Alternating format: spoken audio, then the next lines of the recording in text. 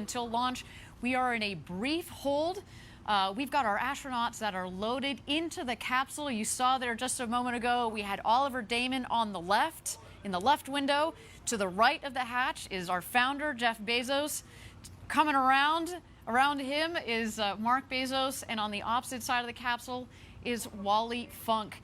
And again, we're just here in a brief hold, but while we have a moment, let's throw it back to the pad and catch out some of those shots of our astronauts as they get ready for their flight to space and back this morning.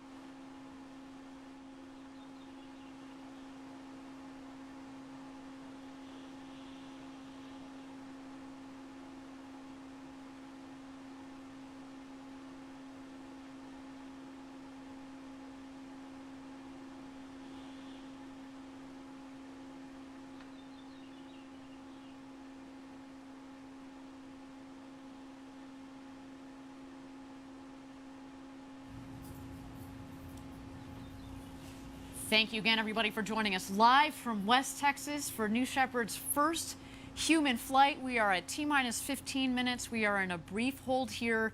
This is okay. I mean, to say, Gary, you can appreciate this. We spent years designing this rocket, months and months designing the mission. And if we need to take a couple of minutes more to make sure that the team is aligned, that we're all set and sorted, that our astronauts are happy, that the weather both on the ground and up aloft is within green zones, then we're going to do that. How do you guys think about holds when you're in mission control? What is happening right now? There's really two kinds of holds. There might be a hold while they investigate an anomaly, and very often that is not the case, though. There are sometimes holds just to catch up in the timeline.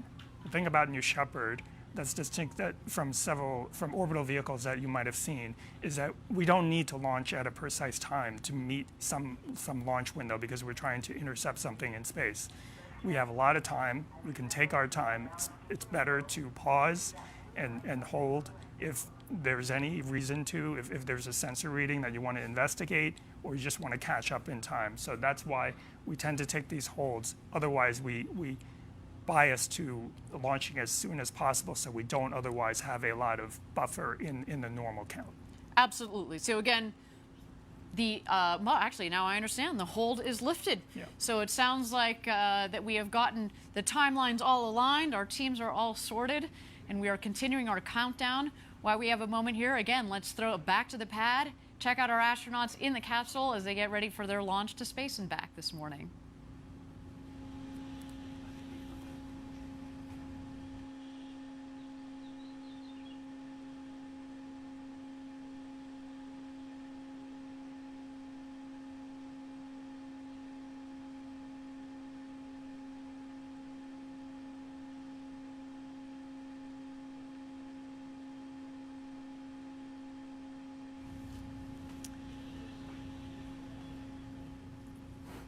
All right, everybody, we are at T-minus 14 minutes and 5 seconds to go until launch here.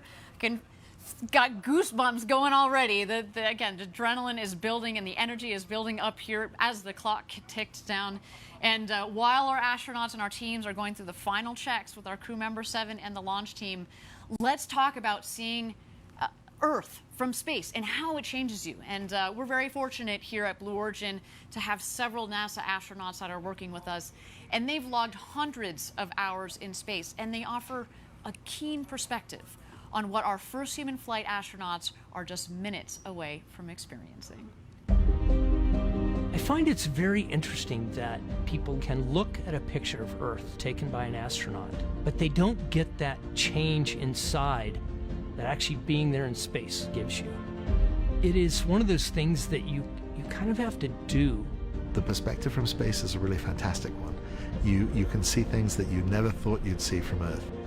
It really can't help but change your life. It changes your perspective. Having that kind of an experience makes you feel smaller. You really do come back with a sense that the Earth is a closed environment. Everything we have here to eat, breathe, drink, it's all traveling together. And looking at the blackness of space and looking at the surface of the Earth and seeing that almost nothing separates those two. All of humankind is on this one small rock, protected by this thin, fragile little layer of air. It makes you realize that the planet is, in fact, a giant spaceship traveling through space that's home to 7 billion of us. And I think every astronaut who goes to space is changed by it in some way. They've actually documented a change in core values in almost all astronauts from before the flight to after the flight. And as millions and millions of people begin to get this experience, I think the knowledge on Earth and a different understanding about our planet will gradually occur. The experience of something that changes who you are on the inside, it's very powerful. It is so memorable and so unique that people walk away speechless.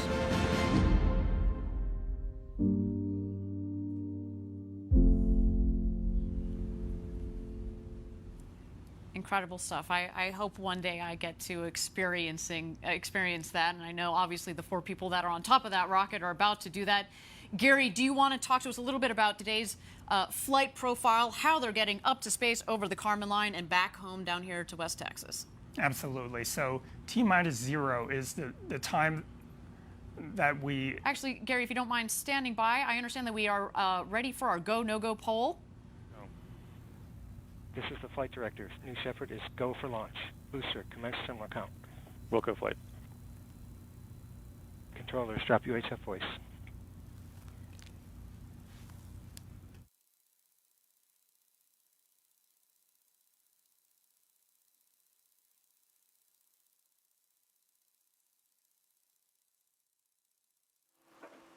Enabling onboard power.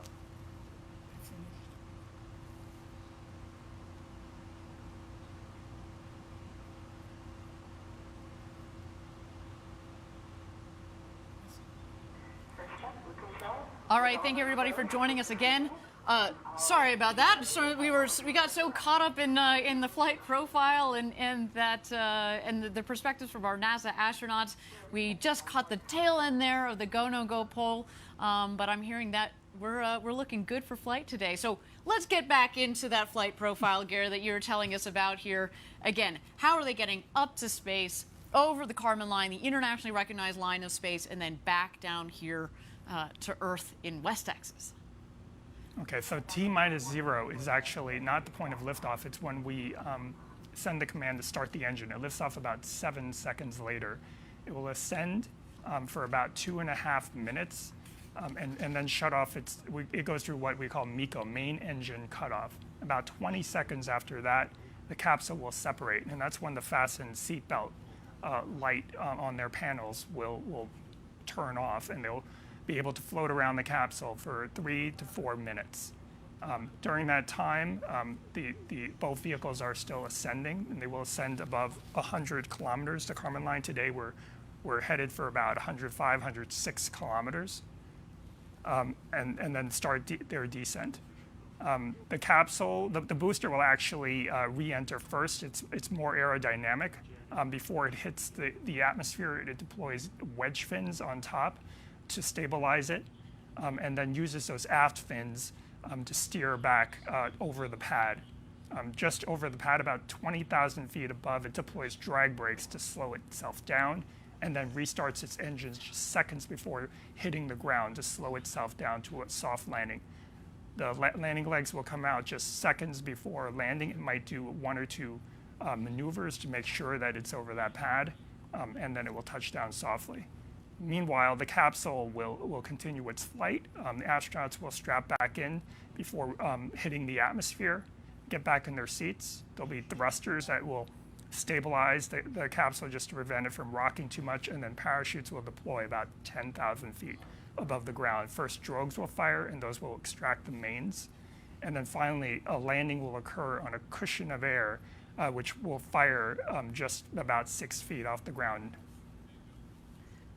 Fantastic, and you know, we've mentioned this before on previous webcasts that the dirt down here, it's like talcum powder. It goes everywhere, and so when we have that air cushion that fires, it really kicks up the dust. But again, they're coming in at just about 1 or 2 miles an hour. It's a really nice, soft landing. And again, Gary, we confirmed we are go for launch for first human flight on New Shepard. My goodness, I mean, you've been waiting for this day for 17 years since you joined Blue Origin. What are you feeling right now, Gary? It's still hard to believe that it's actually here. I don't know if it's set in yet, but the main thing I'm feeling is I'm thinking about the entire team, past and present, the hundreds and hundreds of people that have worked on the New Shepard program, and what this must mean to them. Absolutely. It's you know, we talked about the team here. It's a lean and mean team, obviously, but each one of those people has contributed so much to this program. It's again, a special shout out to all of our Blue Origin team members watching around the world.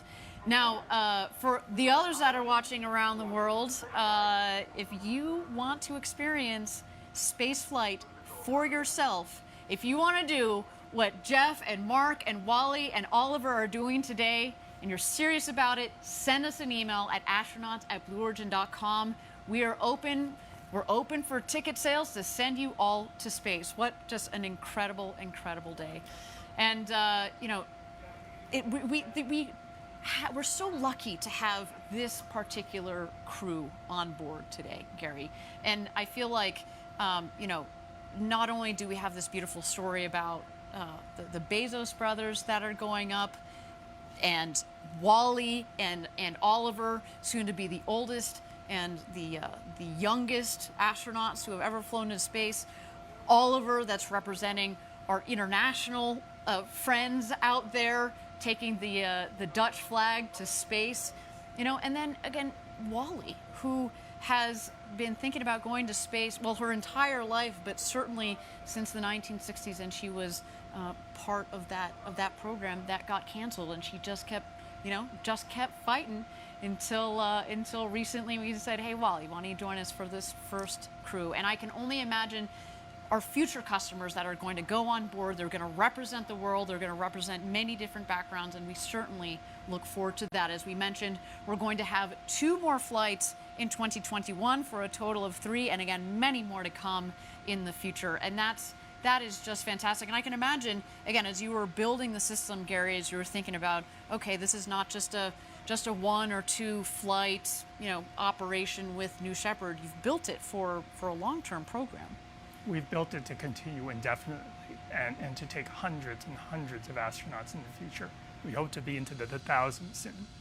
And just think about that, right? There have only been about 560, 570 people that have ever been over the Kármán line, up 100 kilometers up over the internationally recognized line of space. And today we're going to add 4 more to that list, which is so cool. Yes, and someday in the near future, we will be over 570 just on the New Shepard program. Can you imagine? Are you going to go up? Absolutely. You going to go up with me? Sure. You in, man? Awesome. Okay, we are T-minus 4 minutes and 20 seconds to go until launch. What an incredible moment. Let's check out New Shepard on the pad here. We are awaiting the rocket is going to go into some last-minute checks on the vehicle. At T-minus 2 minutes is when the vehicle, we throw the show over to her. It's all on her. It's an autonomous vehicle. But Gary, do you want to talk to us about what are some of those last-minute checks that the vehicle is going through, and that we're going to see especially on our screen? Right. So as you mentioned, the last 2 minutes are auto sequence, and that is executed entirely by the vehicle itself through an automated checklist. You'll see a couple of things. There will be things that you don't see, such as sensor checks, pressure checks on the tanks. radio checks, all hundreds and hundreds of different checks will be stepped through in this checklist. But what you will see is the hydraulic system spooling up, which will wiggle the engine gimbal as well as the aft fins. They're not only wiggling those surfaces, but they're making sure that there's no stiction and they travel smoothly. Fantastic, and again, we are waiting to see that. You'll be able to see, as Gary said, you don't get to see all of those last-minute checks, but we certainly get to see the aft fins. As Gary mentioned, those are the fins at the base of the vehicle. There are 4 of those. Obviously, they help direct the rocket both up and down. And then the engine will gimbal. That is our BE-3 engine, the Blue Engine 3, 110,000 pounds of thrust. Liquid oxygen and liquid hydrogen are what are the propellants in the engine.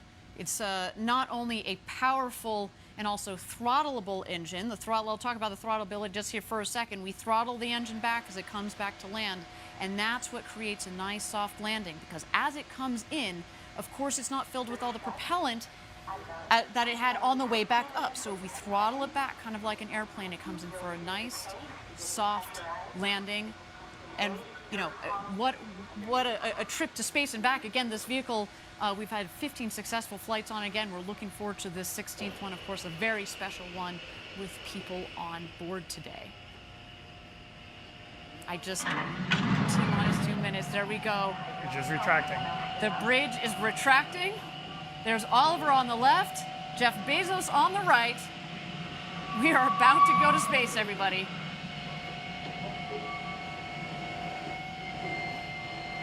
We are in auto sequence.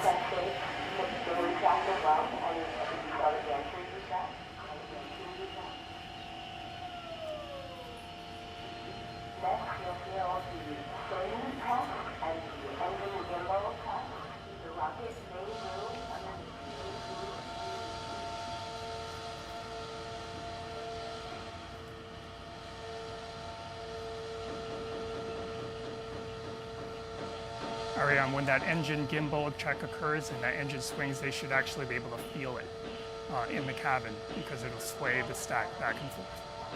There go the aft fin checks.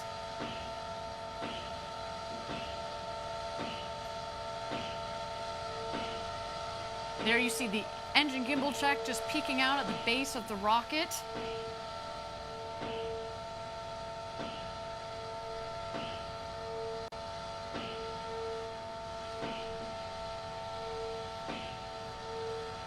All right, here we go, everybody. Thousands of people contributed years to this historic moment.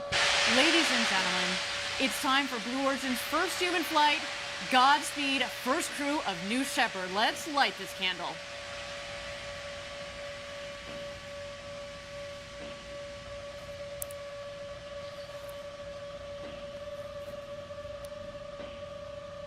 T-minus 16, guidance internal. T-minus 10, 9, 8, 7, 6, 5, 4. Command engine start. 2, 1. Basic check.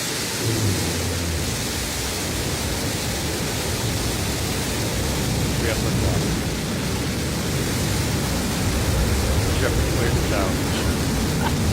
And New Shepard has cleared the tower on our way to space with our first human crew. Go, Jeff. Go, Mark. Go, Wally. Go, Oliver. You are going to space.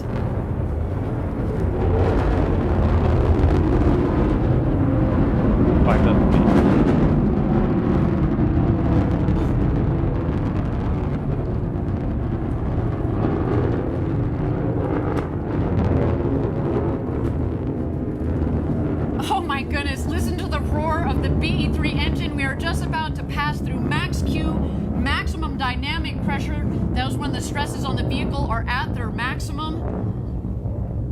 Max Q. Max Q is confirmed. Beautiful burn on that BE-3 engine. Liquid hydrogen. Mach 1. And liquid oxygen as the propellant. It's a nice, not just clean in terms of beautifully performing, but what comes out of it, it's steam, right? Whew.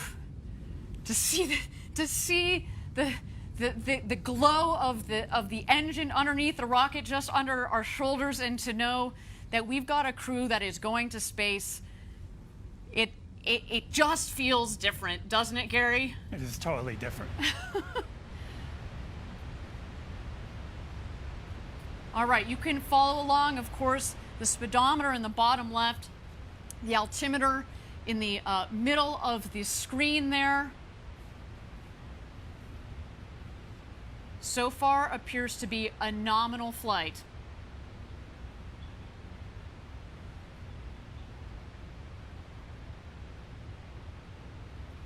All right, coming up here on MECO, main engine cutoff. That will be followed shortly by separation.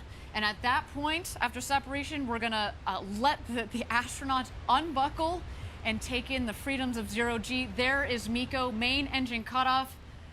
A beautiful shot down the New Shepard rocket.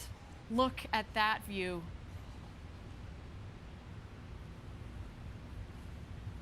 Unreal. Awaiting separation here.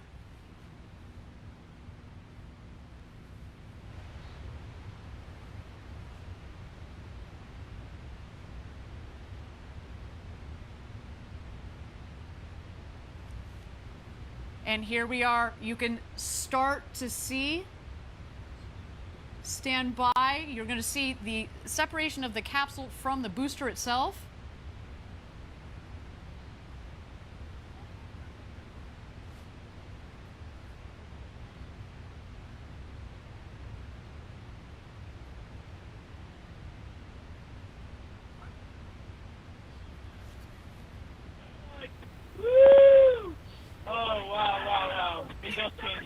So you have to look out the window. Holy kid God. Oh, wow. Don't forget to get upside down.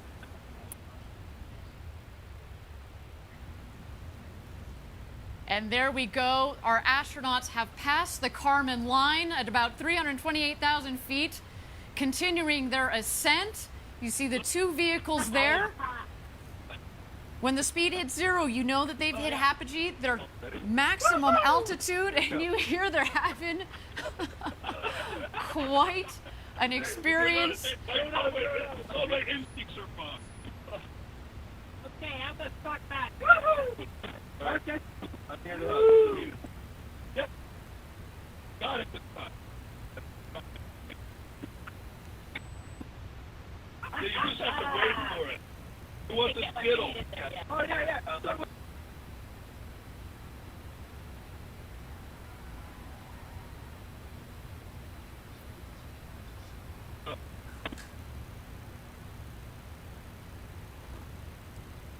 Yeah! Well done! Here, toss it. 1 minute warning. 1 minute warning. Go! Oh, sorry. Let's try again. Awesome. So good. Yep. Get that one? Got it. Now you just have to work on this show. Let's see if I can see the boost. Oh, yeah. A little bit. I cannot. Oh, wow. You got to take a moment to do that. Okay, get in. We got to get in.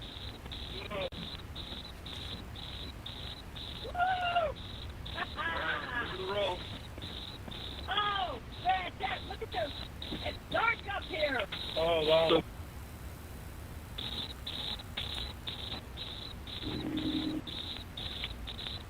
2,000 miles an hour. Everybody in? First step, status check. Astronaut Oliver. Oh, wow. Let's go more. Oliver, status check. Oh, sorry. Blue Control, Oliver, status perfect. In seat. Copy, astronaut Wally. Wally. Blue Control, Wally is in seat. Copy, astronaut Demo. Astronaut demo, right by seat. Copy, astronaut Bezos.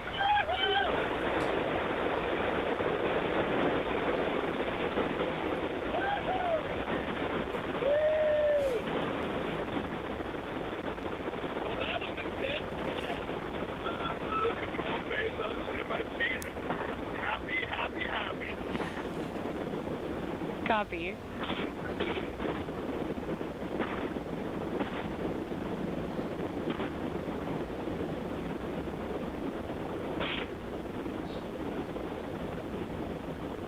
Thank you again, everybody, for joining us live for our first UN flight on New Shepard. So far, a nominal flight. Our booster is about to return to its landing pad. There we see engine relight. The sonic boom.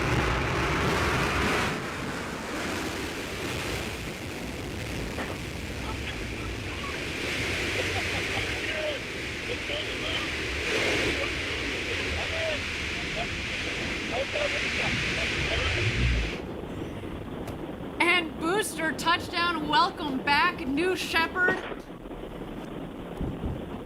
A beautiful rocket that provided a beautiful flight to space. First up, your booster has landed. Booster landed. Blue Control Bezos, that's great to hear about the booster. And there it is, our crew capsule with our 4 crew members on board. You have a very happy crew up here, I want you to know.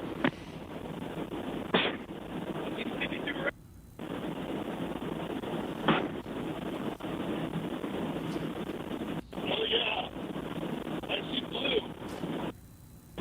I see the big barn. Stand by drogues. Stand by drogues. Stand by main. Stand by main.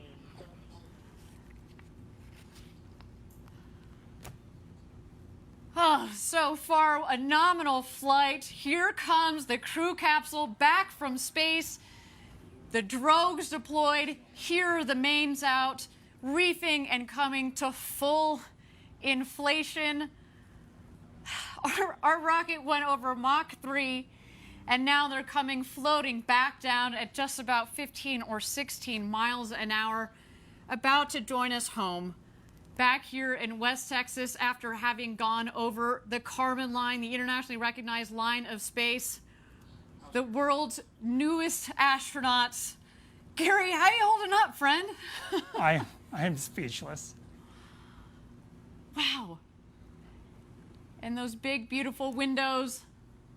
We've just got about a minute and a half of floating before the activation of the skirt jet for a soft touchdown.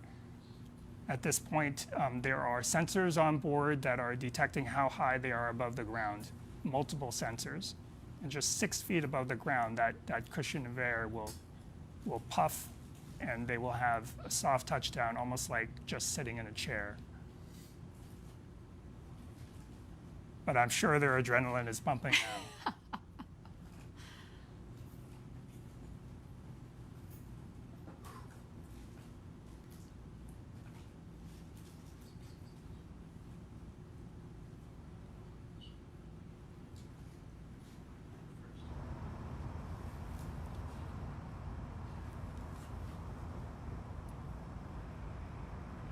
And touchdown.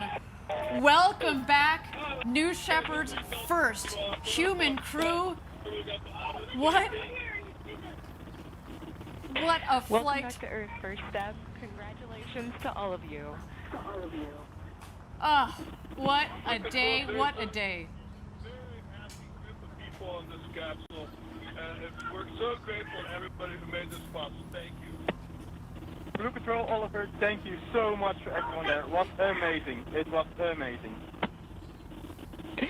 Copy, first step. You have a very happy Capcom here as well. Let's do a status check. Astronaut Oliver.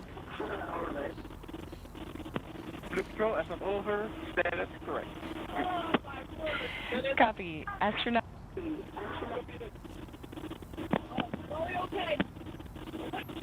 Copy. Astronaut Demo. Astronaut Demo, I am unbelievably good. Copy.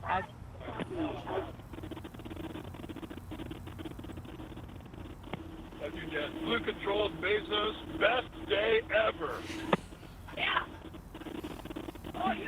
Copy, everyone. Go ahead and remain in your seats. Crew member 7 is on their way. Shortly, you will hear the capsule off-gassing.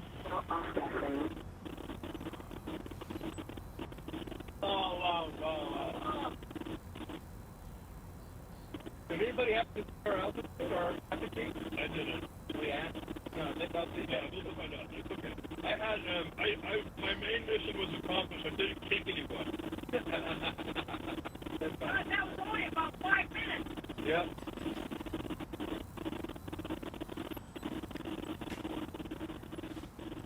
First up, Blue Control, your apogee was 351,210 feet.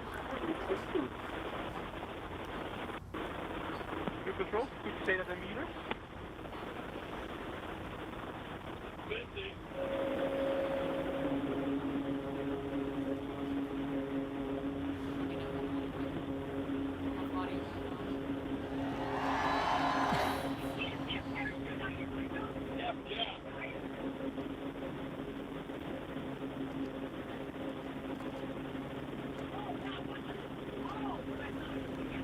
That was incredible. That was Wally, that was incredible. It was. I was thinking we were jerking and it wasn't. No, seriously, I was the helicopters. I was surprised at how easy zero-G was. Yeah, yeah. It felt very, like, remarkably natural. It did. It's like swimming. Yeah.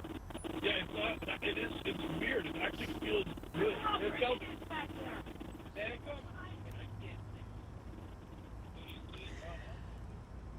Well, what a day. You can see our the world's newest minted astronauts there on board discussing their incredible flight of a lifetime up to space and back.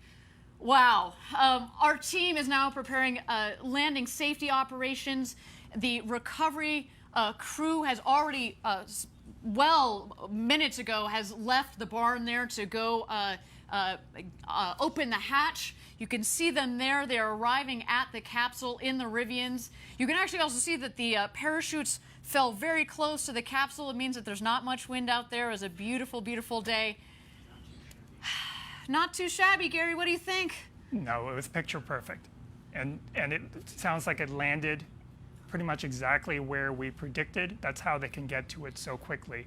They start moving even before it landed based on the prediction of landing. We used weather balloons that we launched throughout the morning, and that gives us a very good idea of where it will land, which is within 1,000 feet. What you're seeing that they're doing right now is Kevin Sprague, crew member 7, is just making sure everybody is okay and gives them a thumbs up. They're also grounding the vehicle. When you go into space, you could accumulate pretty significant electric charge. That's actually why we prefer that the astronauts not get out themselves, so that we can ground the vehicle of static charge, which can be quite strong. Excellent, and I think there that Kevin Sprague, our crew member 7, has given the thumbs up for all of our astronauts that are on board there. Again, Jeff Bezos, Mark Bezos, Wally Funk, and Oliver Damon. What an incredible day. You heard them on the audio. Best day ever. I mean, this is I feel like this is our best day ever, and we didn't even get to go up to space. I mean, what a day. Again, congratulations to the entire Blue team, our astronaut crew, and of course the friends and family of these incredible astronauts. They're just about to exit the capsule here. Let's wait for that moment. There you see Jeff in the window. Oh, there you are. Felix is up here. All right, guys, what we'll do later.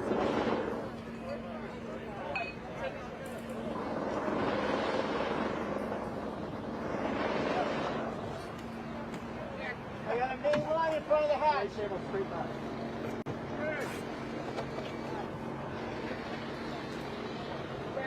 Where? The main parachute line in front of the hatch. Jeff!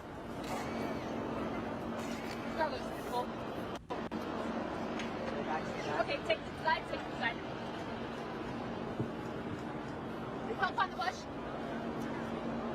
They're just moving one of the main parachute lines to make sure it doesn't snag the hatch when it opens. And there's Jeff. Thumbs up.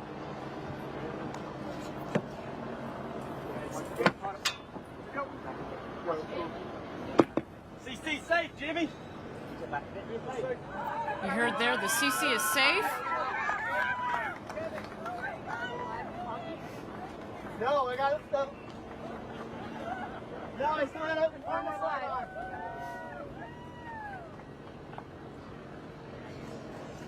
Confirm. Okay, go. You can go live. Go to the camera. Jimmy! Jimmy! Gary, the architect of New Shepard, congratulations to you, man. Congratulations. Give me a to you, hug. Ariane. This is just, oh, what a day. Again, thank you everybody for joining us live for our first human flight of New Shepard. Our 4 astronauts went to space and back, topping over 350,000 feet, well over 100 kilometers. They've come back down safely. We're just waiting here for egress. Our crew is going to get out of the capsule and meet their families back here on the ground. Of course, their families that have provided so much support since they were little kids and dreamt of this to this day and this moment. Let me know when everybody's there. Mar and Mary. Get in here, Mar. All right, Caitlin, you ready? Family, are we ready?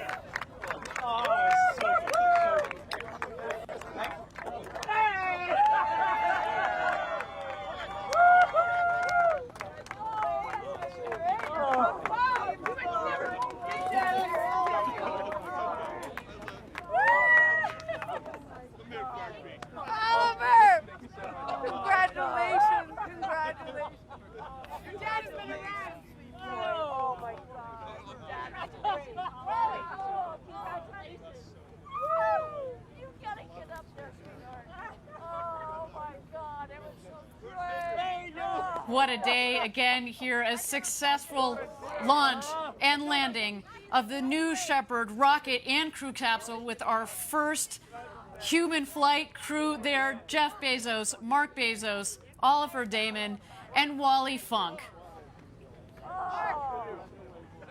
And their families there giving big hugs all around.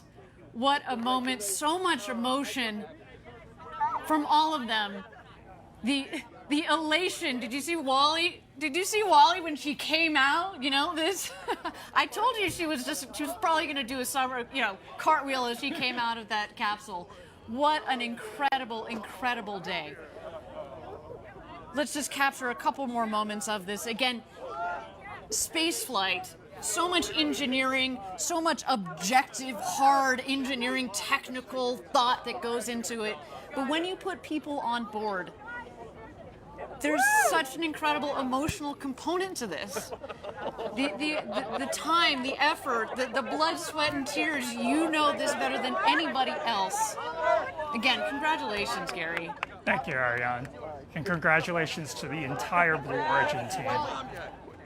This might have looked easy today. It was anything but easy.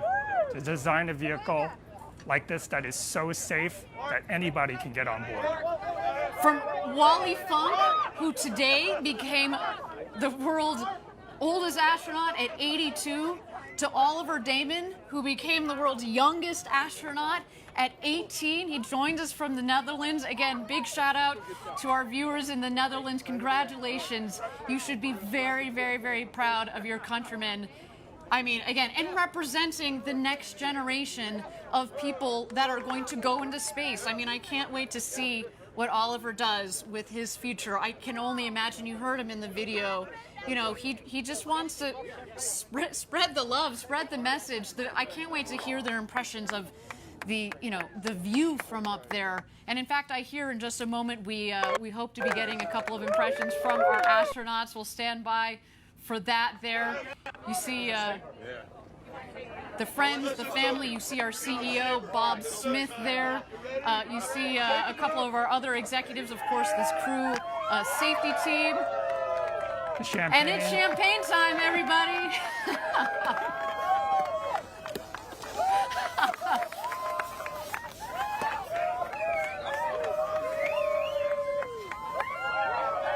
It's the only proper way to end the space flight. Exactly, only proper way to end a space flight with a champagne shower. And man, that is, let me just tell you, that is the beginning of the celebrations. There is a lot more to come.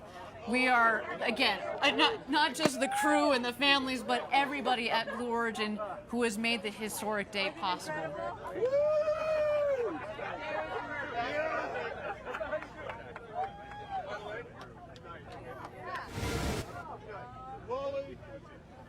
Well, there's a big hug from Jeff to Wally Funk. The oldest person in space, you. A beautiful moment there. Thank you. For a woman who was denied her opportunity to go to space in the 60s, she had to wait till the 2020s, but man, it was worth the wait. There you see the Bezos brothers hugging it out. Oliver Damon, you saw him earlier giving his father a big hug. What a moment. You saw the first hug when Jeff came out of the capsule to his mother, Jackie, followed by his father, Mike. I mean, again, what a day. What a day.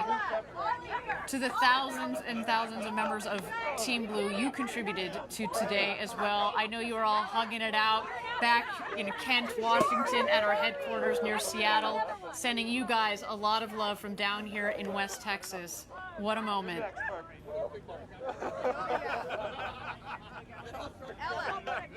I imagine.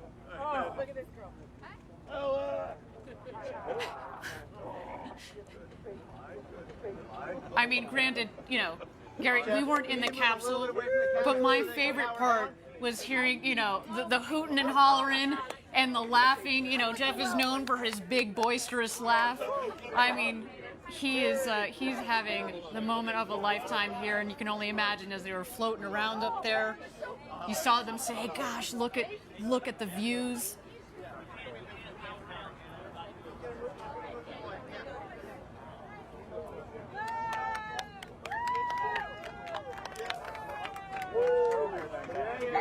Gary, is this as you had expected it? 17 years ago when you joined Blue Origin, you know, we like to at Blue, we like to, you know, start at the end goal, work backwards to make the design, and then build forwards. When you sat there 17 years ago with the very small team at the time at Blue, is this what you would imagine? It's certainly what we hoped for, but with the size of the team, when I joined Blue Origin, there were only 20 of us in a warehouse, and it would have taken a huge leap of faith to think that we could have gotten to this point, but we have. Just incredible. You know, I've been here 7 years. We were at 300, so man, you got me beat by a lot there. But you know, I can remember when I joined the team, and we were talking about the moment, the day that we were going to fly people. You know, you talk about it, but it's here and it's now. And I remember we're talking about, okay, well, what will this video look like, and what will that video look like? It doesn't compare. It doesn't matter. This is real. This is so much better than anything that we could have ever imagined. The emotional component to human space flight. We've had 15 consecutive test flights, which, as you said earlier, is why we knew that we were ready to put people on board this rocket. And that's what led us to today. To know that we could do this safely, and to give people the experience of a lifetime. And I think based on what we see there, I think you know, job well done, sir. Job well done. And not only did we do it today, we can do it again and again and again and again. Precisely. Absolutely love it. That was amazing. Everybody, I want to thank you all for joining us from around the world for today's Blue Origin historic first human flight.